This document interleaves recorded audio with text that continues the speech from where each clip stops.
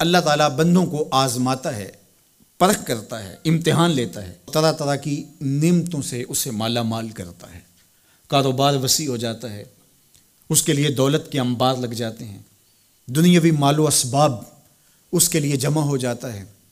منصب ملتا ہے، عہدہ ملتا ہے، اقتدار ملتا ہے، شان و شوکت ملتی ہے، لوگوں کے دلوں میں اس کا گھر بنتا ہے، تو اس کے ذہن میں یہ بات آتی ہے کہ میرے رب نے مجھے جو عزت دی ہے میں اس کا استحقاق رکھتا تھا، اور میں اگر اس لائق نہ ہوتا تو مجھے کیوں نوازا جاتا، تو گویا میرا رب میرے اوپر راضی ہے۔ اور پھر جب محفل نعت میں مہمان خصوصی بھی بن گئے تو پھر تو ان کے نفس کو اور تسکین مل گئی۔ جب پیر صاحب نے بھی ان کو ہی اہمیت دی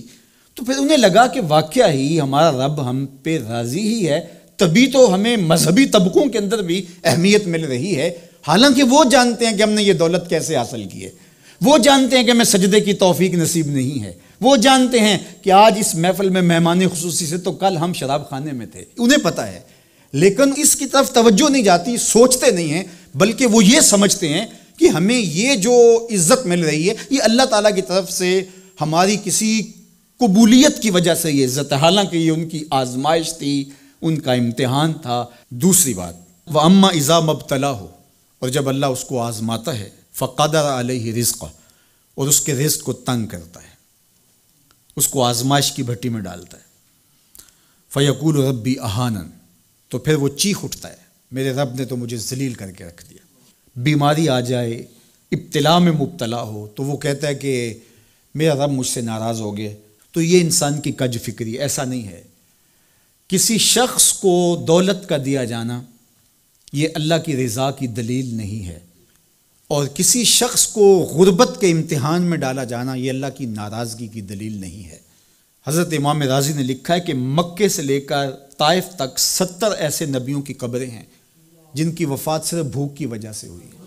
تکلیفوں میں، آزمائشوں میں، امتحانوں میں، ابتلاؤں میں اس کے بندے رہے ہیں۔ میرے اور آپ کے آقا و مولا حضور ختمی المرتبت کے گھر میں کبھی برابر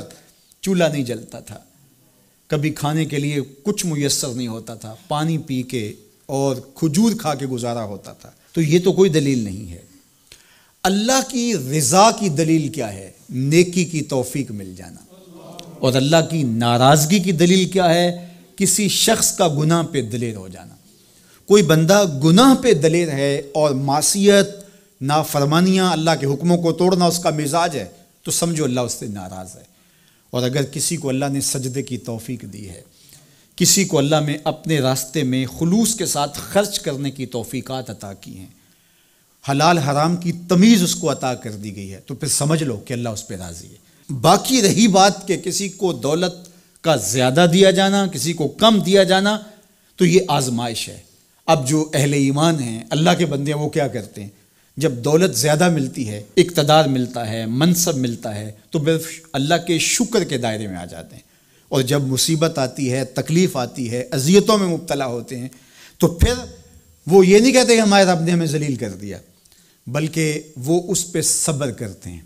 اور اللہ کے حضور دعائیں کرتے ہیں، التجائیں کرتے ہیں کہ مالک تو نے جو جس آزمائش میں ڈالا ہمیں پورا اترنے کی توفیق نصیب فرما، ہماری سفید پوشی کا بھرم نہ ٹوٹے،